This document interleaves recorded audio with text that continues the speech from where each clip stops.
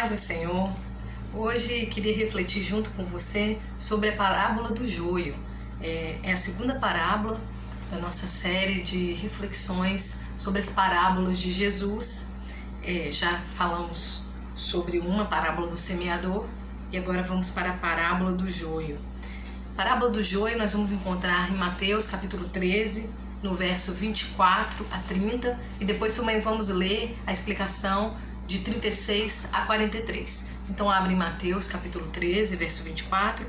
Vamos orar. Senhor, nos abre o entendimento, abre o nosso espírito, a nossa mente, a nossa alma. Abre o nosso coração para a Tua palavra, Senhor, para que não só compreendamos, mas possamos vivenciá-la, aprendê-la de uma forma profunda e prática. Em nome de Jesus nós oramos, agradecidos. Amém. Então, diz o seguinte a palavra de Deus lá em Mateus capítulo 13, verso 24. Outra parábola lhes propôs, dizendo: O reino dos céus é semelhante a um homem que semeou boa semente no seu campo. Mas enquanto os homens dormiam, veio o inimigo dele, semeou o joio no meio do trigo e retirou-se. E quando a erva cresceu e produziu fruto, apareceu também o joio. Então, vindo os servos do dono da casa, lhe disseram: Senhor, não semeaste boa semente no teu campo? De onde vem, pois, o joio? Ele, porém, lhes respondeu: Um inimigo fez isso. Mas os servos lhe perguntaram: Queres que vamos e arranquemos o joio? Não, replicou ele, para que ao separar o joio, não arranqueis também com ele o trigo. Deixai-os crescer juntos até a colheita, e no tempo da colheita direi aos ceifeiros: Ajuntai primeiro o joio, atai-o em feixes para ser queimado, mas o trigo recolhei-o no meu celeiro. Lá no verso 36, nós temos a explicação dessa parábola, e diz assim a palavra de Deus: Então, despedindo as multidões, foi Jesus para casa, e chegando-se a ele os seus discípulos disseram: Explica-nos a parábola do joio do campo. E ele respondeu: O que semeia a boa semente é o filho do homem. O campo é o mundo, a boa semente são os filhos do reino, os joios são os filhos do maligno. O inimigo que o semeou é o diabo, a ceifa é a consumação do século, e os ceifeiros são os anjos. Pois assim como o joio é colhido e lançado ao fogo, assim será na consumação do século. Mandará o Filho do Homem os seus anjos, que ajuntarão de seu reino todos os escândalos e os que praticam a iniquidade, e os lançarão na fornalha acesa. Ali haverá choro e ranger de dentes. Então os justos resplandecerão como o sol no reino de seu Pai. Quem tem ouvidos para ouvir, ouça. Amém? Então vamos refletir hoje sobre isso. Primeiro vamos fazer uma introdução sobre as parábolas. Nós já fizemos essa introdução na última reflexão, ressaltando alguns pontos. Hoje eu quero ressaltar um pouco mais outros pontos sobre o ensino de Jesus por meio das parábolas. Em primeiro lugar, nós queremos ressaltar aqui que o assunto sobre o qual Jesus mais pregou em seu ministério foi sobre o reino de Deus. Sobre o reino de Deus. E muitas das parábolas de Jesus tratam desse assunto. Esse assunto ele já havia sido trabalhado anteriormente no Antigo Testamento, inclusive retratando o sofrimento do Messias, como em Isaías 53. Outros profetas também falaram sobre o Messias, né? Zacarias cita, Davi, num ato profético, cita também em Salmos, e a gente tem várias referências ao Messias esperado. Porém, a despeito de várias profecias, os judeus esperavam um Messias guerreiro, vamos dizer assim, até truculento, que estabeleceria o reino de Deus sobre a terra de forma sanguinária, se fosse necessário, de forma guerreira, e daria um papel importante à nação de Israel. Então o Messias ele derrotaria os inimigos do povo de Deus e a nação de Israel reinaria sobre a terra.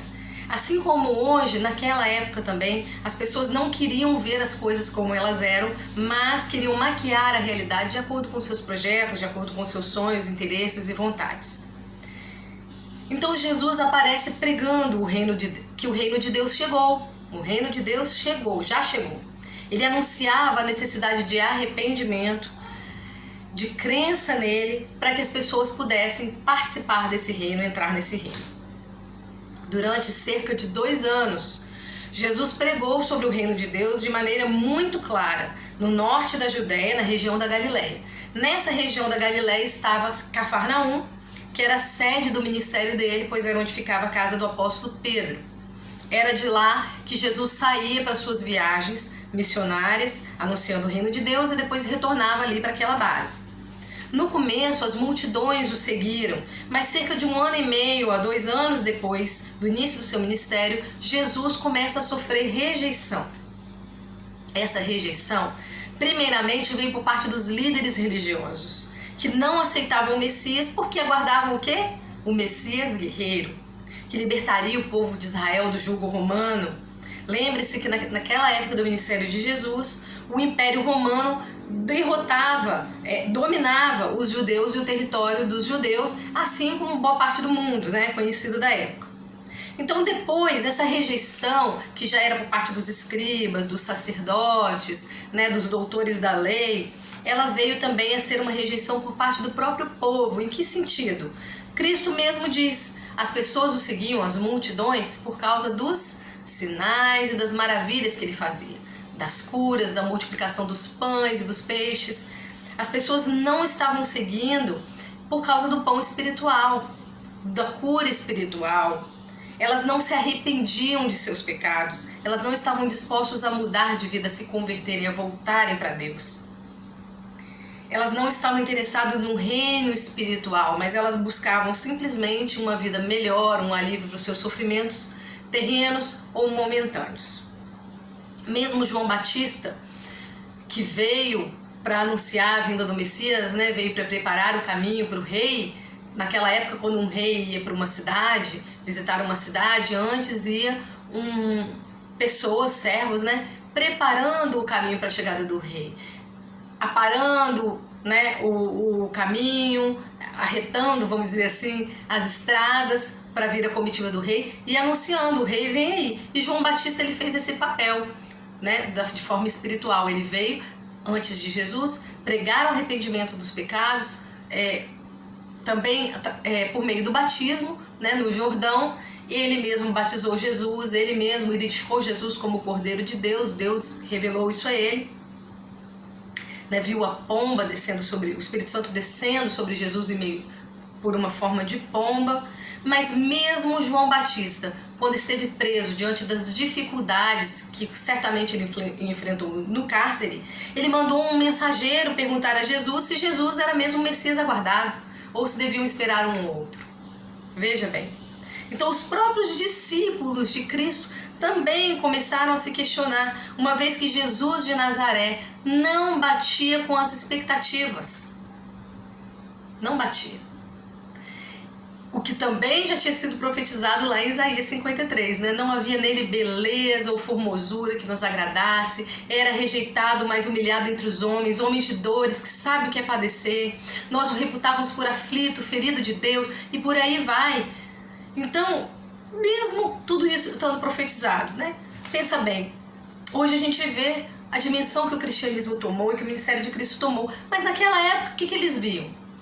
Eles viam que eles eram poucos, eles eram 12, eles eram rejeitados também, eles eram pobres, eles não tinham recurso. Aquela coisa deles ganharem o mundo e o cristianismo se expandir, para eles era apenas um sonho, talvez até um delírio, era uma coisa completamente impensável para eles.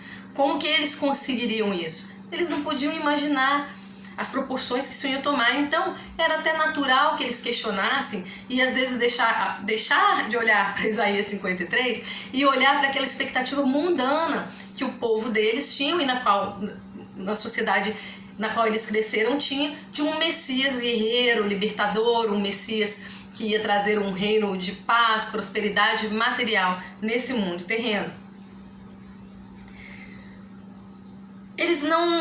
O Jesus, ele, como eu disse, não batia com as expectativas. Por quê? Porque Jesus não estava interessado em poder. Jesus podia ter para si um exército se ele quisesse, Ele até fala isso lá quando ele é interrogado já antes do Calvário, que se ele quisesse, ele mandaria, os discípulos dele o defenderiam, mas ele estava entregando a vida dele. Então, ele não estava interessado em luta armada, ele não estava interessado em formar um exército, ele não estava interessado em destruir os inimigos, ele não estava interessado em deixar de pagar os impostos, mesmo a questão financeira, que é tão pesada, a gente sabe, né? Ele, quando tentam pegá-lo dessa forma, né? Uma pegadinha mesmo, ele diz: dai a César o que é de César e a Deus o que é de Deus. Ele pede para Pedro, milagrosamente, ele faz o milagre, pegar um estáter na boca de um peixe pescado por Pedro para pagar o imposto do templo por ele e pelo Pedro. Então, Jesus, ele não estava interessado em benesses políticas ou financeiras, econômicas. Ele não estava interessado em destruir os inimigos. Ele não estava interessado em vingança. Ele ensinava a orar pelos inimigos, a dar a outra face. Pregava amor aos inimigos. Tudo isso era muito difícil para os discípulos, né? Para nós também, nós somos humanos. Além disso, como se tudo isso não bastasse, né? Um povo que era ensinado a amar os amigos e amaldiçoar os inimigos. Ele falava para você abençoar seus inimigos, amar os seus inimigos. Ele pregava também entre os não-judeus, entre os gentios, o que para o judeu não era muito bem visto, né? A gente sabe que o judeu, ele era bastante separatista. Ele falava com os samaritanos, que eram, embora povos irmãos na origem, povos que se tornaram inimigos. Os samaritanos, eles vêm da mesma raiz dos judeus, mas eles se deixaram contaminar pelos ídolos a outros deuses, pelos cultos de outros povos. E aí, judeus e samaritanos não se davam. Ele andava com publicanos e com pecadores. São pessoas que os judeus desprezavam. Ele conversava com mulheres e com crianças, que também eram marginalizados na sociedade patriarcal. Então, Jesus não estava de acordo com as expectativas daquele rei esperado. Essa rejeição da mensagem de Jesus trazia desânimo e dúvida aos discípulos. E no meio desse contexto, Jesus conta as parábolas sobre o reino de Deus. Se antes ele ensinava com clareza a respeito do reino de Deus, como no Sermão do Monte, agora Jesus, diante da rejeição ao ministério dele, diante da rejeição à palavra de Deus, ele muda a estratégia e ele passa a falar de forma encoberta, usando enigmas, ilustrações, parábolas. Ele revela o sentido dessas histórias a quem tem interesse. Veja, os discípulos perguntam para eles: Senhor, explica-nos a palavra do joio. Ele vai lá e explica. Então, Jesus, ele revela a quem tem interesse. Mas aqueles espectadores que estavam ali só por curiosidade, que rejeitavam a palavra de Deus, que não queriam se aprofundar, que não tinham interesse em aprender, Jesus falava a esses por enigma, cumprindo a profecia de Isaías, né? Que a gente já falou na outra conversa, que eles vão ter olhos e não vão ver, vão ter ouvidos e não vão ouvir. Então, assim como nós explicamos na introdução da última mensagem, dessa forma Cristo escondia a verdade daqueles que tinham má vontade com a palavra de Deus, dos incrédulos, daqueles que o tinham rejeitado, dos que tinham rejeitado a sua mensagem, até então anunciada com tanta clareza. E veja bem, até hoje não é assim, de certa forma. As pessoas que não querem entender a palavra de Deus, não querem saber, querem viver sua vida sem prestar contas a Deus, elas ouvem, mas elas não entendem. Elas não buscam, não entendem porque não querem, elas não buscam se aprofundar, elas rejeitam. Então elas simplesmente entram por um ouvido e saem pelo outro, como a gente diz, né? Isaías, como eu disse, já havia profetizado sobre isso, que as pessoas ouviriam, mas não entenderiam, veriam, mas não enxergariam, não compreenderiam. Por quê? Por causa da dureza do coração delas. E é assim até hoje. Corações duros e incrédulos diante da mensagem de Deus não veem, não enxergam, veem, mas não enxergam, ouvem, mas não compreendem. Ao mesmo tempo, ao explicar as parábolas aos discípulos em privado, em particular, ele confortava os seus discípulos. Jesus animava os seus seguidores diante daquela rejeição que eles já haviam começado a receber no ministério de Jesus. Então, com as parábolas, ele encorajava diante das dificuldades, diante da falta de crescimento do evangelho naquela época. A esses discípulos foi dado o privilégio de viver na época do cumprimento das profecias sobre a vida do Messias, de ver chegada e conhecer os mistérios do reino de Deus. Grandes homens do passado, como Davi, desejaram ver esse dia, mas não viram. Então era um privilégio. E mais do que isso, além de ouvir, eles tinham a explicação de Jesus, né? Face a face. São 7 parábolas sobre o reino.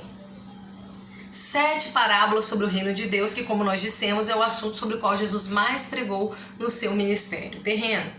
2 delas explicam a respeito do crescimento do reino. Exatamente a parábola da nossa última conversa, que é a parábola do semeador, e a parábola do joio, que nós vamos tratar nessa conversa com mais profundidade. Então, agora entrando na questão da parábola do joio especificamente, essa parábola é contada de um púlpito, que é um barco, assim como a parábola do semeador. Provavelmente Jesus contou essa série de parábolas no mesmo dia. E esse barco estava no mar da Galileia. Olha que paisagem linda. E aí nós precisamos entender que naquela época, se você tinha um campo, e as pessoas daquela época sabiam disso, né? Hoje a gente não sabe mais, mas as pessoas daquela época sabiam. Se você tinha um campo e seu vizinho não gostava de você, vocês não se davam, uma das coisas que ele podia fazer de ruim para você era o seguinte: quando você fosse lá e semeasse no seu campo a boa semente, de noite, enquanto você dormia às escondidas, ele ia lá e semeava o joio. Então você semeou o trigo de dia, enquanto você dorme, ele vai lá e semeia o joio. Ou seja, o inimigo age enquanto as pessoas dormem, enquanto elas estão distraídas na escuridão, sem ser percebido. Tome cuidado se você vive distraído a respeito das coisas espirituais, das coisas de Deus, se você se esquece ou não gosta de orar, de ler a palavra de Deus. Tome cuidado. Um dos maiores trunfos de Satanás é que muitas pessoas já nem acreditam que ele existe. E algumas que acreditam que ele existe vivem como se não acreditassem, vivem como se ele não existisse. E isso facilita muito o trabalho dele. O joio ele só é percebido mais tarde, quando a erva já cresceu. Já sabemos e ouvimos nas mensagens, né, que os dois, joio e trigo, são muito parecidos. Porém, o trigo dá o alimento, dá o sustento. Com o trigo você faz o bolo, você faz o pão, entre outras coisas. Já o joio não serve para nada, só para ser lançado fora. Vamos ver mais detalhes sobre a característica do joio? Eu peguei esses detalhes de uma técnica em agropecuária chamada Joana Gal. Peguei no site Agro20 como referência. Olha que interessante, porque os ouvintes daquela época conheciam muito bem o trigo e o joio, muito melhor do que nós. E a gente vai ouvir agora dessa técnica as características de cada um e como que isso conversa com o mundo espiritual. O joio é uma planta invasora, ou seja, o inimigo semeou o joio e ela prejudica as culturas do trigo. Como? Ela é uma erva daninha, ela rouba nutrientes do trigo. O joio rouba nutrientes do trigo. O joio e o trigo são semelhantes e apresentam diferenças somente na fase adulta.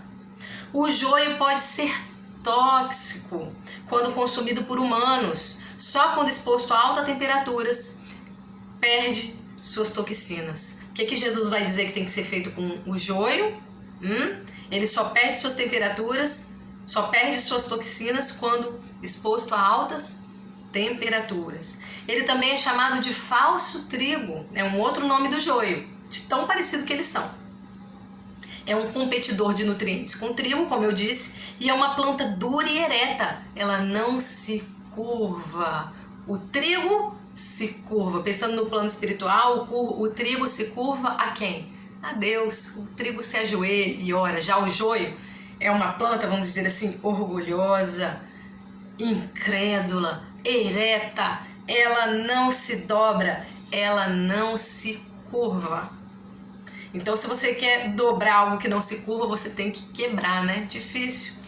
O joio e o trigo, portanto, são plantas parecidas, que se confundem por sua aparência, mas conforme crescem, percebe-se a diferença. O joio não dá frutos, ele não serve para nada, não dá fruto. Se você esfregar a mão assim, ó, no joio, não vai sair nada. Agora, se você esfregar suas mãos num raminho de trigo, vai sair sementinha na sua mão. Pois é. Também se aplica muito à realidade espiritual. O joio não dá frutos, não serve para nada. A diferença está nos frutos, nas obras. E é por isso que nós aprendemos na palavra de Deus que pelas obras os conhecereis. Pelas obras nós conhecemos os servos verdadeiros de Jesus. E os servos perguntam: Senhor, né, na parábola aqui, vamos voltar para a nossa parábola. Os servos perguntam: Senhor, é para arrancar o joio?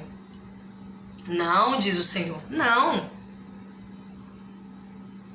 O mal, meus irmãos, ele não desaparece diante do bem, mas ele se desenvolve com o bem. Porque as raízes de ambos estão entrelaçadas neste mundo. Nós estamos num mundo de bons e maus, de mal e bem. Satanás, ele tomou posse desse mundo através de um acordo lá no Jardim do Éden, né? E assim ele vem entrando em muitas casas, na vida de muitas famílias, por meio de acordos que as pessoas fazem com ele. Então, o bem e o mal convivem nesse mundo. O mal não desaparece diante do bem, porque as raízes de ambos estão entrelaçadas, assim como do joio e do trigo, e eles são parecidos. Tem que esperar o tempo da colheita, tem que esperar os frutos quando a diferença fica bem clara, para você, por engano, não arrancar um trigo achando que é um joio. E aí você pode separar com segurança um do outro. Se vê aqui o próprio questionamento dos discípulos. Não dá para arrancar o joio. Olha, Jesus, ele é o Filho de Deus. Ele está trazendo a verdade, mas sendo rejeitado. Enquanto o judaísmo farisaico legalista cresce e predomina. Não só o judaísmo farisaico, mas os movimentos também dos saduceus, que não criam na ressurreição, dos zelotes, que acreditavam na guerrilha, né, para expulsar o romano, desse Messias guerreiro, que eles tinham que expulsar os romanos pela força, os falsos ensinos dos escribas, as religiões greco-romanas, com o seu panteão de deuses, que também entravam ali, pois era um território dominado por romano. Os romanos cultuavam os mesmos deuses que os gregos, eles trocavam os nomes, tinham algumas diferenças de nomenclatura, mas eram os mesmos deuses, e essa crença também entrava ali, entre outras, né? Entre outras crenças. Não dá, então, para acabar com a falsa religião, para acabar com as heresias, para acabar com a incredulidade. Por quê? Os ímpios, embora eles ensinem a mentira, né, e a heresia, e tudo isso acaba, às vezes, entrando, tentando contaminar o nosso culto, tentando contaminar a nossa educação. A gente está no mundo, a nossa educação, a nossa formação cristã, né, e o nosso culto a Deus. A heresia está no mundo, a falsa religião está no mundo, a gente tem que conviver com isso. Se Jesus é o Messias, mas os discípulos eles pensavam, né? Mas se Jesus é o Messias, se o Senhor é o Messias, né? E o Senhor trouxe o trigo, semeou a boa semente, por que Deus permite que paralelamente falsas religiões, heresias e enganos prosperem? Todos esses eram questionamentos dos discípulos. E diante dessas dúvidas no coração e na mente dos discípulos, Jesus explica em detalhes cada figura dessa parábola e o que cada uma delas representa. O semeador, que saiu a semear, é o Filho do Homem, é Jesus. O campo é o mundo, a humanidade. A boa semente são os filhos do reino, esse é o trigo. Pessoas que se arrependeram e tiveram as suas vidas transformadas quando conheceram a mensagem de Deus. Pessoas que após essa transformação atuam na sociedade pelo estabelecimento do reino de Deus. Contra essa tarefa de expansão do evangelho se opõe o joio, que são, segundo o próprio Jesus, os filhos do maligno, que seguem as heresias e as falsas religiões. Doutrinas falsas fabricadas por homens com a ajuda do diabo. Doutrinas que acabam levando a pessoa ao pecado, ao erro, e eles carregam, esses filhos do maligno, esse joio, carregam essa doutrina, disseminam essa doutrina pela sociedade, reproduzem na sociedade. Não só as doutrinas, mas também os pecados que elas carregam. O inimigo que semeou as falsas religiões, os enganos, que semeou as falsas doutrinas, que fomentou os seguidores para si, que cativou esses corações, é o diabo. Então, assim, o inimigo que domina a vida do trigo, dessas pessoas que estão vivendo no engano, é o diabo. Ele semeia o trigo a vida do joio, perdão, gente, é o diabo. Ele semeia o joio no meio do trigo. A ceifa, quando tudo será acertado, é a consumação dos séculos, é o fim do mundo. E os ceifeiros são os anjos de Deus, são eles que vão fazer essa separação. Então, quem vai fazer essa separação? Jesus está dizendo, não é você, Pedro, não é você, Tiago, não é você, Carla, não é você que está me ouvindo. Quem vai fazer essa separação são os anjos de Deus. E isso vai ser no fim dos tempos. Então hoje a sua tarefa, Carla, você que me ouve, a sua tarefa, assim como era no tempo dos discípulos, é disseminar, como trigo, disseminar as boas novas do reino de Deus. Falar para as pessoas sobre esse reino, que ele já veio, já está entre nós. E que na consumação dos séculos, ele será palpável. Nós vamos para esse reino, nós seremos transportados para lá. Mas somente nós que quisermos ser trigo. Quem quiser ser joio, ou seja, não se arrepender dos seus pecados, andar com Satanás, abraçar o pecado, abraçar falsas doutrinas e se deixar levar por isso, esses infelizmente serão separados para o fogo eterno. É o que diz a palavra de Deus. E não se espantem, nem se enganem. Na Bíblia, onde se tem mais referência sobre o inferno é no Novo Testamento, e eu creio nas palavras do próprio Jesus. Jesus fala sobre o inferno o tempo todo, o lago de fogo da morte, né, o lugar onde é um sofrimento que não acaba, onde tem os verdugos, enfim. Leia o Novo Testamento, leia as palavras de Jesus, que você vai ver várias referências claras sobre o inferno. Então não adianta se enganar. Deus é bonzinho, ninguém vai para o inferno. Deus é bom, Deus é justo, Deus é misericordioso, Deus é justo, Deus é perfeito. Então ele é todas as coisas, e existe sim o reino de Deus e existe o inferno. Quer a gente acredite, quer a gente goste, quer não. Então, assim como o joio é colhido e lançado no fogo, lembra que o joio é tóxico. Aquele ali, ele teve todas as oportunidades de se arrepender, mas ele escolheu ser tóxico. Diferente dessas plantas que nascem e morrem do jeito que são, nós podemos escolher ser joio ou ser trigo. Mas o joio é tóxico, ele não quer, e por mais, meu amigo, que você pense que não, todos nós temos sim oportunidades várias na nossa vida de arrependimento. Inclusive pessoas que vivem em situações sociais ou familiares difíceis, elas têm. Delas, possivelmente, provavelmente, pelo que se entende da palavra de Deus, será menos cobrado. Jesus mesmo diz isso, a quem muito é dado, mais será cobrado. Tá? Então, é desigual. Deus não é desigual. Tá? Deus trata o igual como igual, o desigual como igual, vamos dizer assim, né? Ele é justo. Então, as pessoas que tiveram menos oportunidades serão menos cobradas. As pessoas que conhecem mais, que tiveram mais oportunidade de conhecer a palavra de Deus, serão mais cobradas. Pessoas que sofreram mais, tiveram uma vida mais difícil, provavelmente também haverá uma medida para elas diferente. Mas todos nós, ao longo da nossa vida, temos a oportunidade de arrependimento. Então, os que praticam a iniquidade serão ajuntados e lançados na fornalha acesa, e os justos resplandecerão no reino do Pai. Claro, você pode se perguntar, e uma pessoa, coitadinha, Deus abençoe, uma pessoa que teve a vida ceifada muito cedo, uma criança. As crianças são puras, o reino dos céus é das crianças. Jesus diz isso, né? Inclusive, todo aquele que quiser acessar o reino do céu tem que voltar a ser uma criança. Em que sentido? Ser puro como uma criança, né? Acreditar no Pai como uma criança, se entregar ao Pai como uma criança. Então, né? Essa é a situação. No mais, fora as crianças, nós que já adentramos a vida adulta, temos N oportunidades de arrependimento dos nossos pecados, conforme a gente vai pecando na vida. No fim do mundo, como eu disse, os anjos farão essa separação de quem é e quem não é de Deus, mas até lá nós não conseguiremos saber ao certo e não nos cabe julgar. Quando eu estou falando isso com você, eu não estou te julgando nem julgando ninguém, porque não me cabe julgar. Eu não sou chamada nesse mundo para ser juiz, juíza. Eu sou chamada nesse mundo para anunciar verdades e anunciar boas notícias, as boas novas do reino de Deus.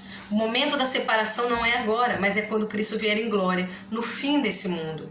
Deus fará a diferença. Os filhos do maligno serão arrancados da terra pelos anjos e serão lançados no fogo eterno, enquanto os justos resplandecerão no reino de seu Pai. E isso é consolo para os discípulos, num mundo em que até hoje poucos querem conhecer verdadeiramente a palavra de Deus. Se eu fizesse um post aqui, talvez sobre bobagens, né, modas, me autopromovendo, muito provavelmente ele faria mais sucesso do que um vídeo longo sobre a palavra de Deus. E a palavra de Deus é assim, né? A gente tem que analisar. Então não dá para ser uma coisa assim muito rápida. Mas quão poucas pessoas estão dispostas a sentar e escutar e aprender, né? Aprendermos juntos, em conjunto aqui. Porque eu também não estou aqui para ensinar nada para ninguém, porque eu não sei nada mais do que ninguém. Estamos aprendendo juntos, construindo esse conhecimento conjunto a partir da palavra de Deus, que é viva. Se eu ler ela hoje, eu vou entender uma coisa. Se eu ler ela amanhã, eu vou entender essa mesma coisa, porque a doutrina é verdadeira, mas o Espírito Santo de Deus pode me chamar a atenção para um outro ponto que eu não tinha reparado. Enquanto o progresso do Evangelho ele é lento, pela má vontade das pessoas em pregar e pela má vontade das pessoas em ouvir, as seitas pipocam por aí. O misticismo cresce a olhos vistos. Todo mundo tem um pouco de místico, quase assim. Você pode reparar. O ateísmo cresce a olhos vistos. Sociedades que foram construídas, né, com bases cristãs sólidas, hoje são sociedades, em grande maioria, ateias, né? Você vai na Europa, as igrejas viraram museus. Os Estados Unidos, Inglaterra, países de uma moral protestante, né? Suíça, hoje tem um número de ateus grande também. Então as sociedades elas vão perdendo aquele primeiro amor enquanto sociedade, né, mesmo, porque as pessoas vão perdendo o primeiro amor, vão deixando de passar para os seus filhos e a sociedade vai indo por um outro lado. O progresso da ciência também faz isso. As pessoas pensam que ciência e religião elas têm que andar separadas e têm que ser inimigas, e não necessariamente assim, né? Quando você demonstra que você é interessado na palavra de Deus, as pessoas pensam que você é ignorante do ponto de vista histórico, do ponto de vista social, que você é um alienado, que você não estuda. Pelo contrário, existem pessoas muito cultas que são tementes a Deus desde que o mundo é mundo. Grandes nomes da história, grandes nomes da ciência e da filosofia, Isaac Newton, entre outros, eram tementes a Deus e estudiosos da palavra de Deus. Muitas pessoas querem viver as suas vidas sem responsabilidade. Esse é um grande ponto. Sem moral. Moral é uma palavra que caiu hoje no desuso. E, no entanto, a moral nunca deveria ter caído no desuso. A ética, que as pessoas tanto dizem, ela é só um apêndice da moral. A ética, para existir, ela depende da moral. Sem moral, sem prestar contas a Deus, aí fica difícil, né? Realmente, o coração da pessoa vai cauterizando pelo pecado, vai sendo cauterizado, os ouvidos vão sendo cauterizados. Eu não quero ouvir isso, me confronta, né? Eu fiz isso aí ontem que ele está falando. Vai se cauterizando, vai ficando endurecido. E aí depois, quando ouve, não entende mais. Não entende mais. Porque essas pessoas fecharam os ouvidos para a palavra de Deus. Escarneciam de quem anunciava o evangelho para elas. Em alguns países até hoje, pessoas são perseguidas, presas e mortas por anunciarem a palavra de Deus. Naquele começo do movimento cristão, com 12 seguidores, e mesmo hoje, parece que a verdade do evangelho vai ser a qualquer momento sufocada pelo joio. sufocada pelas heresias, sufocada pelos seguidores de Satanás, sufocada pelas falsas doutrinas, sufocada pelo misticismo. Mas Jesus nos estimula a continuar trabalhando para o avanço do Evangelho, para o ensino da verdade, pela expansão do reino de Deus. Pois um dia o próprio Deus resolverá essa situação. Pensa o seguinte, o problema não é nosso, o problema é de Deus. As pessoas que brigam com a gente, que escarnecem da gente, que acham que a gente é bobo, é burro, elas não estão achando isso da gente, elas estão achando isso da palavra de Deus. Jesus é o quê? É o Logos de Deus, é a palavra de Deus encarnada, viva. E Jesus é Deus encarnado, então as pessoas estão zombando ou perseguindo o próprio Deus. Perceba, Saulo perseguia os cristãos. Saulo perseguia os cristãos, mas Jesus, quando aparece em visão a Saulo, quando ele cai do cavalo, fica cego e se converte, o que Jesus diz a ele? Saulo, Saulo, por que persegue os cristãos? Letra A. Letra B. Saulo, Saulo, por que persegue os meus filhos? Ou letra C. Saulo, Saulo, por que me persegues? O que Jesus disse? Você sabe? Parabéns, correto, letra C. Saulo, Saulo, por que me persegues? Quando a pessoa está perseguindo você ao pregar a palavra de Deus, por pregar a palavra de Deus, escarnecendo de você, debochando de você, ele está fazendo tudo isso com o próprio Deus, com Cristo, com o Deus Pai também, com o Espírito Santo de Deus.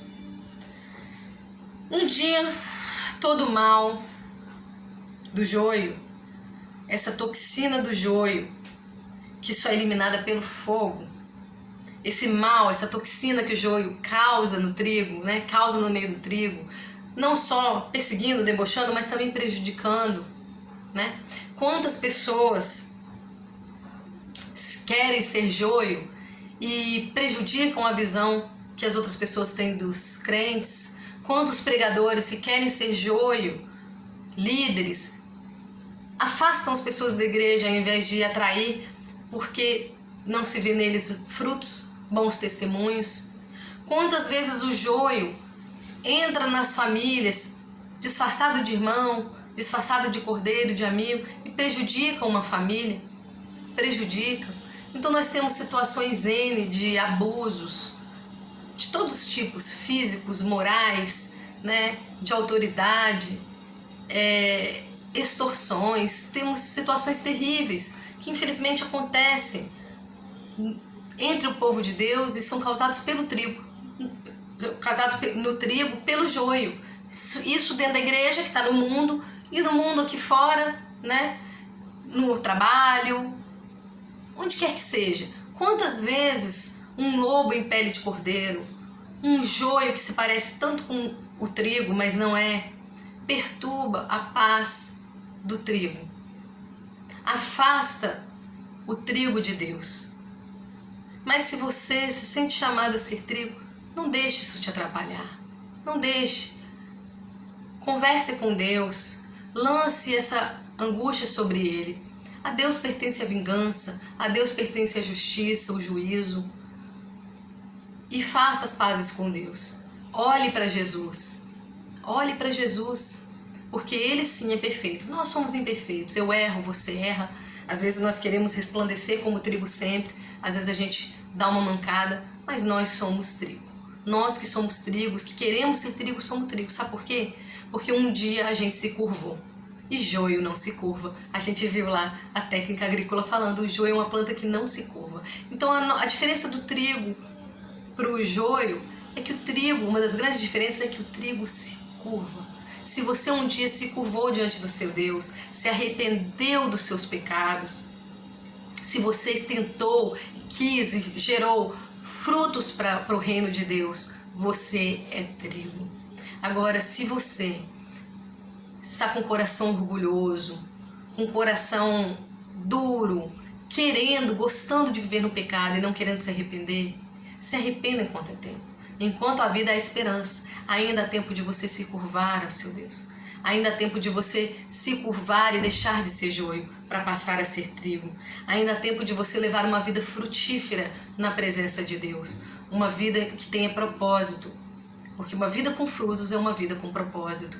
Uma planta que não gera frutos, como o joio, é uma planta que não cumpriu o seu propósito de ser planta. O joio é como se fosse um trigo frustrado. Esse falso trigo não cumpriu o seu propósito. Ele não é trigo, ele não gerou frutos, ele não se curvou, ele é joio. E esse joio será destruído pelo fogo, que é a única coisa, no fim das contas, capaz de eliminar a toxina do joio. Porque ele teve N oportunidades de largar essa toxina para trás, de se curvar e de gerar frutos, mas ele não quis ao longo de toda a sua vida. E a esperança só existe enquanto há vida. Depois da morte, acabou. Depois da morte, uns vão para o reino de Deus, outros vão para o fogo eterno, a única coisa capaz de eliminar a toxina.